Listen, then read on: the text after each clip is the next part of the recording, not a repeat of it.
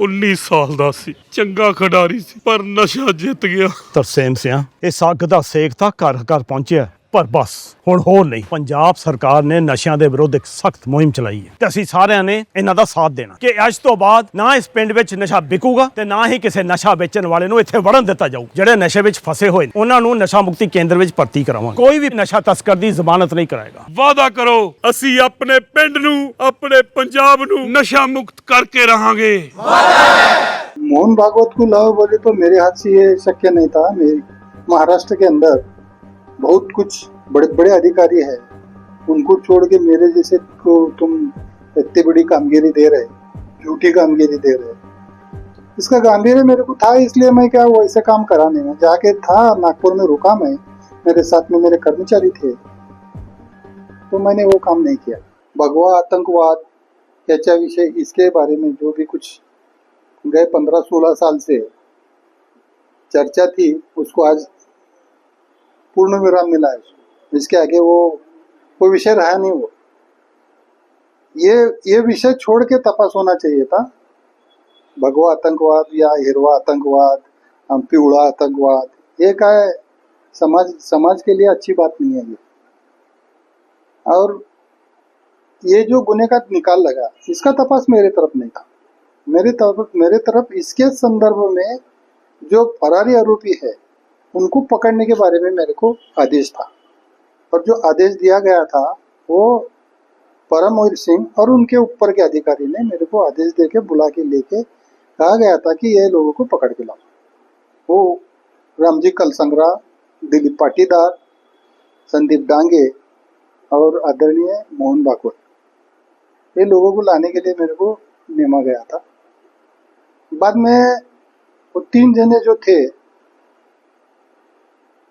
Ramji कलसंगरा, Dilip Patidar, Sandeep Dange, police custody में इनको मारा गया था।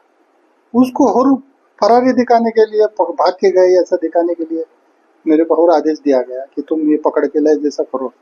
तो मैंने उसके पहले ही जाके उनके घर को जाके देख के आया था मैं कि क्या है। ये पूरी परिस्थिति मेरे को मालूम थी। और मोहन भागवत को लाओ बोले तो मेरे हाथ से ये शक्य नहीं था। महाराष्ट्र के अंदर बहुत कुछ बड़े बड़े अधिकारी है, उनको छोड़ के मेरे जैसे को तुम इतनी बड़ी कामगिरी दे रहे, झूठी कामगिरी दे रहे। इसका गांभीर्य मेरे को था, इसलिए मैं क्या वो ऐसे काम करा नहीं। मैं जाके था नागपुर में रुका, मैं मेरे साथ में मेरे कर्मचारी थे, तो मैंने वो काम नहीं किया। जब ये हायर अथॉरिटी को समझा कि बाबा इसको सब कॉन्फिडेंशियल बातें मालूम है, तो इसको बदनाम करो, इसके लिए उन्होंने मेरे पे झूठे केसेस करे। झूठे केसेस करके मेरे को जेल में भी रखे।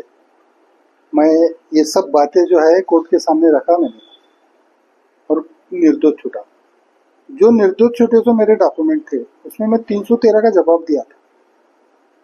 और मेरे जो वकील है DN भड़ंगे, वो व्यवस्थित कोर्ट के सामने ये सब बातें जो भी ATS के घटना है वो बताई थी। और मेरी ATS की रिवॉल्वर भी जब्त करके लिए थे, वो भी वो भड़ंगे साहब ने वो सब कोर्ट के ध्यान में ला के दिया। मैं निर्दोष छूटा।